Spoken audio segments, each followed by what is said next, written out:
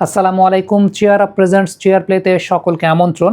Spanish coach press কনফারেন্সে একটা কথা বলেছিলেন ম্যাচের আগে যে মেসিকে তারা কোনো ম্যান মার্কিং করবেন না ইন্ডিভিজুয়ালি, তারা মেসিকে কালেকটিভ মার্কিং করতে চান।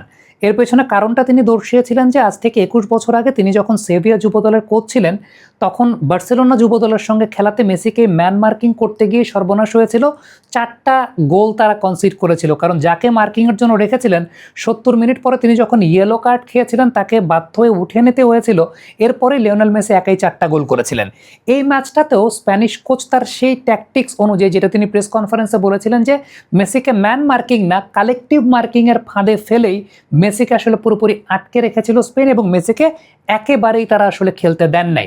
এবং যেহেতু মেসি খেলতে পারে নাই, পুরো আর্জেন্টিনা টিমটাই একদম নিষ্ক্রিয় ছিল। তারা যে কাজগুলো করেছে মেসির এগেনস্টে, সেই কাজগুলো যদি আমরা একে একে একটু খেয়াল করি, সর্বপ্রথম একটা ছবি আমি আপনাদেরকে দেখাতে চাই যে যখন গোলকিপার এমি মার্টিনেজের পায়ে বল, আপনি খেয়াল করে দেখবেন যে স্ট্রাইকার এমি মার্টিনেজকে এমনভাবে প্রেস করছেন যাতে এমি মার্টিনেজ বাঁ দিকে বলটাকে পাস করতে বাধ্য হন, সেটা লিসান্ড্রো মার্টিনেজ হোক কিংবা বাঁ দিকে ট্যালিয়াফিগো আছেন তার দিকেই হোক, ওই দিকেই পাস করতে বাধ্য হন। তার মানে স্পেন শুরু থেকেই চেষ্টা করেছে আর্জেন্টিনা যাতে তাদের পাসিং লেনটা বাঁ দিকে রাখে, কারণ ডান দিকে লিওনেল মেসি আছে, ডান দিকে লিওনেল মেসির কাছে তারা পাসিং লেনটা ব্লক করতে চেয়েছে। দ্বিতীয়ত যে ব্যাপারটা সেটা হচ্ছে মেসির সামনে পাসিং লেনটাকে তারা একটা পুরোপুরি ব্লকিং জোনের মধ্যে রেখে দিয়েছিল। বিশেষ করে আমি যদি রদ্রির কথা বলি, রদ্রি এবং ফ্যাবিয়ান রুইজ এই দুইজন পজিশনাল শিফটিংয়ের মাধ্যমে মেসির সামনের পুরো স্পেসটার পাসিং লেনটাই বন্ধ করে দিয়েছিলেন, যে কারণে দেখা যাচ্ছিল যে রদ্রিগো দি পল বলি কিংবা ম্যাকঅ্যালিস্টার বা এনজো ফার্নান্দেজ বলি, কেউই ওই জায়গা থেকে স্পেনের পজিশনাল ফুটবলটাকে ভাঙতে পারেনি এবং মেসি পর্যন্ত বলকে একেবারে পৌঁছাতেই পারেনি। সেই জায়গাটা তারা একটা শিল্ড তৈরি করে রেখেছিলেন যাতে মেসি পর্যন্ত বল না আসে, অর্থাৎ একটা কাভার শ্যাডো তৈরি করে রেখেছিলেন। দ্বিতীয়ত যে ব্যাপারটা সেটা হচ্ছে ফুটবলের পরিভাষা, সেটাকে বলা হয় আসলে শেয়ারিং দ্য লোড, অর্থাৎ লোডটাকে শেয়ার করা কিংবা জোনাল হ্যান্ডওভার, অর্থাৎ জোনাল মার্কিংয়ের মাধ্যমে আসলে লোডটাকে হ্যান্ডওভার করে দেওয়া।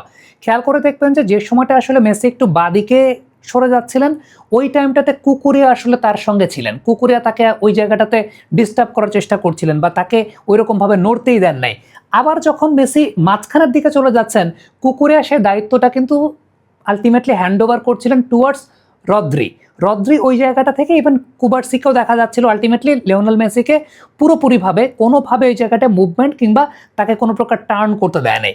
৩ নাম্বার যে পয়েন্টটা বলবো সেটা হচ্ছে লাপোর্তা এবং কুবার্সি খুবই ন্যারো স্পেসে অবস্থান করছিলেন, খুব ন্যারো স্পেসে অবস্থান করছিলেন। লিওনেল মেসি আসলে ওই জায়গা থেকে যেমনটা বলছিলাম যে টার্ন করার মতো সুযোগ পাচ্ছিলেন না, বা টার্নিংয়ের ওই জায়গাটাতে মানে ক্রাউডেড সেন্টার যেটাকে বলা হয়, যেরকম ক্রাউডেড সেন্টার করলে যেটা হয় যে স্পেসটা খুব ন্যারো হয়ে যায়, লিওনেল মেসি আসলে ওই স্পেসটা পাচ্ছিলেন না এবং তাকে টার্ন করার ওরকম সুযোগ দেওয়া হয়নি। মনে হচ্ছিল যে পুরোপুরি ব্যাক দিয়ে তাকে আসলে ওই জায়গাটা আটকে রাখা হয়েছে যাতে মেসি টার্নিং করতে না পারেন, বল পেলেও সেখানে টার্ন করতে না পারেন। সো এটা একটা মানে খুব গুরুত্বপূর্ণ জায়গা ছিল।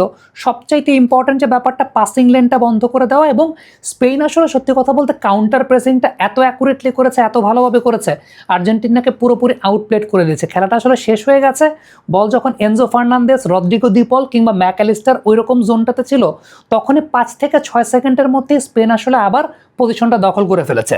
সো মিডফিল্ড থেকে একদম অফেন্স পর্যন্ত ওই লেনটাই পুরোপুরি স্পেন ব্লক করে দিয়েছিল, যে জায়গাটাতে আবারও বলবো রদ্রির একটা গুরুত্বপূর্ণ ভূমিকা ছিল। এবং ওই যে যেটা বলছিলাম যে Fabian Ruiz, Rodri, even Cubarsi, তারা সবাই মিলে ওই জায়গাটাতে এমনভাবে একটা জোন তৈরি করে রেখেছিলেন যেই জোনটা পুরোপুরি পাসিং লেনটা লিওনেল মেসির কাছে ব্লক করে দিয়েছিল। So full credit goes to Spain. তাদের কোচ যে কথাটা বলেছিলেন যে মেসিকে তারা কেউ ইন্ডিভিজুয়াল ম্যান মার্কিং করতে চান না, মেসিকে তারা কালেকটিভ মার্কিং করতে চান, এক্স্যাক্টলি সেম কাজটাই করেছেন। কালেকটিভ মার্কিংয়ে লিওনেল মেসিকে আসলে ওই জায়গাটায় একেবারেই খেলতে দেওয়া হয়নি। কমেন্ট বক্সে আপনাদের মন্তব্য মতামত জানতে চাই, লিখে পাঠাবেন।